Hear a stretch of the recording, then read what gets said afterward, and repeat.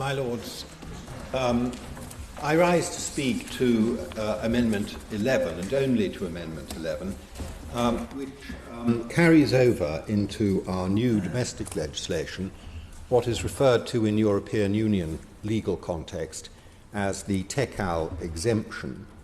And to that extent, it illustrates and gives force to the point made by my noble friend, Lady Noakes, that we are very much replicating European Union law here.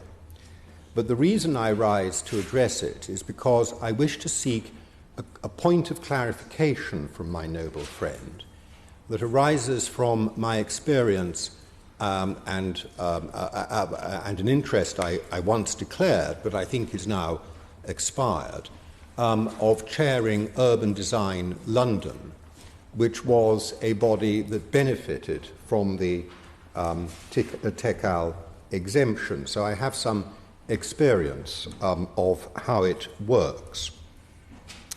Urban Design London was an unincorporated indeed it still exists, of course, and still operates, is an unincorporated association established between Transport for London, the Greater London Authority, and London councils representing the London boroughs, with the purpose of generating training for the benefit of local government officers, Transport for London officers, and so on, and indeed others, in planning, good practice in planning urban design and transport design.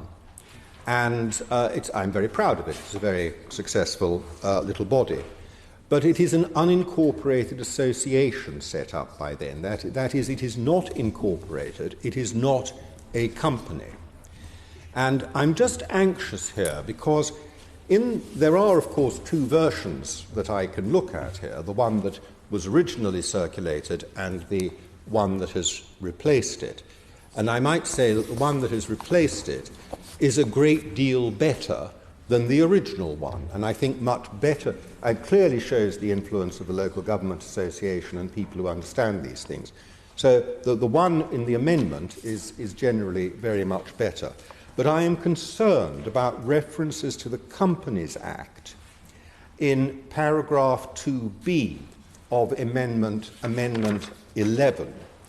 And the clarification I seek is that this is sufficiently broadly drawn that the controlled body which benefits from the Teckal exemption does not have to be incorporated and does not have to be read in a Companies Act structure.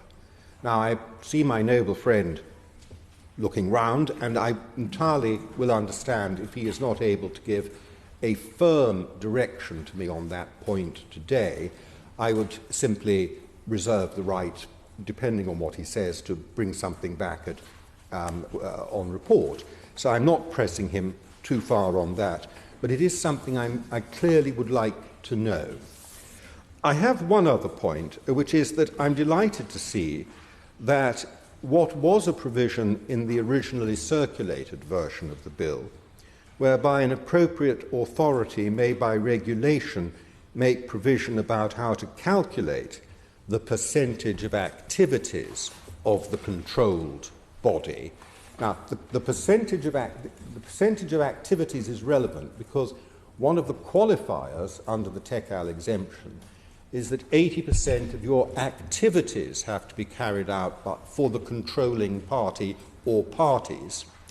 But activities isn't defined. Now, in the case of UDL, which was largely a body which employed staff who did things, we took the view as a board that the appropriate measure was staff time measured activities. But there might be bodies where activities should be mentioned by turnover, size of contracts, income and expenditure.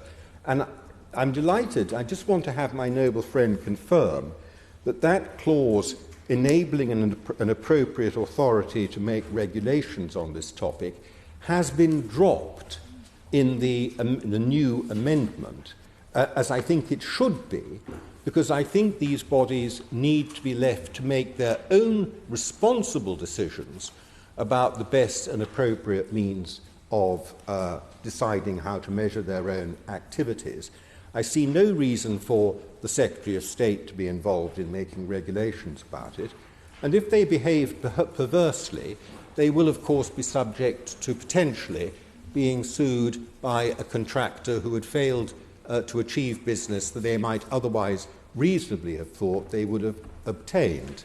So on those 2 points, at the risk of being a little bit tedious, I'd like to seek clarification from my noble friend, and if he's able to provide it, not today, but after the committee meeting, that would be, of course, more than welcome. Thank you. My Lord, I